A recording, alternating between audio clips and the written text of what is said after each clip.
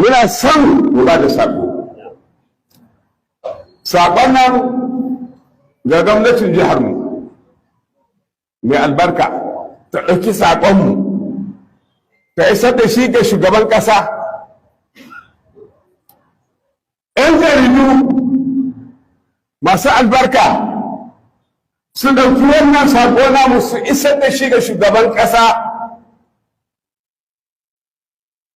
cewa ya cuce mu,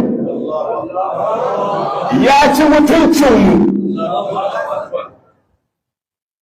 da ya ɗauki wannan mutumin ya baiwa wai shi ne shugaban hukumar zaben Najeriya. Ya masu ne shi? Dala ku tuna musu ne shi? Anu mai? To, ai kun san shi ko? Yana cikin waɗanda suka rubuta takarda aka ce ya tura Amerika don a kawo hari Najeriya cewa ana kakkashe kiristoci. Sannan zaben da ya gabata can kulle-kulle da ainihin ya makirce da menar su ne kan gaba wajen yi. Amma tuni muka rasa wanda za ka ɗauka ka bai wa hukumar zaɓe. Sai shi abinda musulmai suke fassarawa mai girma shugaban ƙasa Tinubu ka ɗauki ainihin kujerar shugaban Najeriya ka miƙa wa Kiristoci. To yana shugaban Kiristoci? Duk abin da aka zai aka yi ba zama ake a zuwa abin nan ba? Cike nan ya miƙa ya ce bana Kiristoci sun ci zaɓe a Najeriya.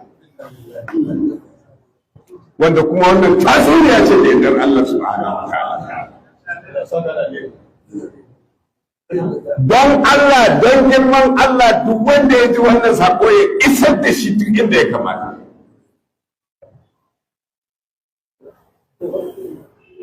Kaiwa al'ummar musulmai da suka zaɓe ka ana ta zagin su, ana sukan su, ana cewa musulun ba zaɓi ba kaza.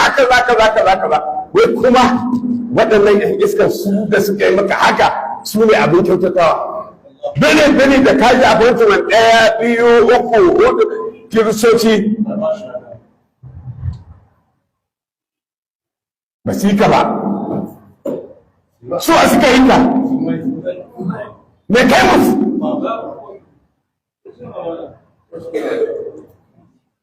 A faɗa mana me ya mana?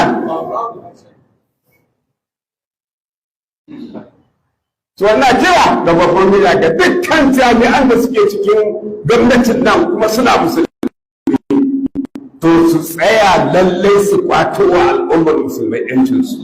Tinubu ya zalunce mu.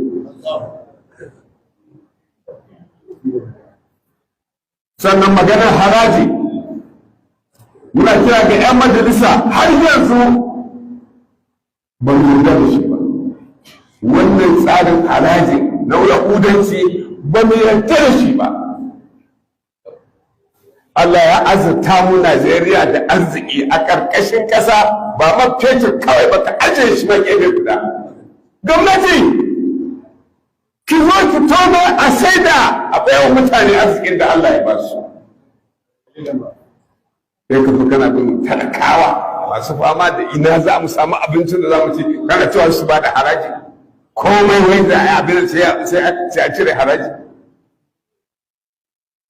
Muna kira da babban murya da sunan ƙungiyar izalatul bid'a wai kamata sunna. Kun san dai waye a izala ko? Wanda bai sani ya sani. Me matsayi na kai? Board of Trustees.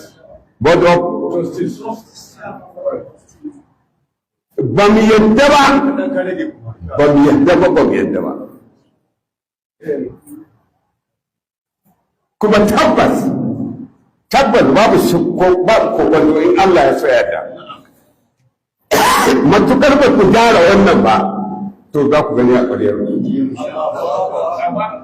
Na kira ga al'umma baki ɗaya a cikin wannan wata ci ta roƙon Allah maɗaukaki ya saka mana.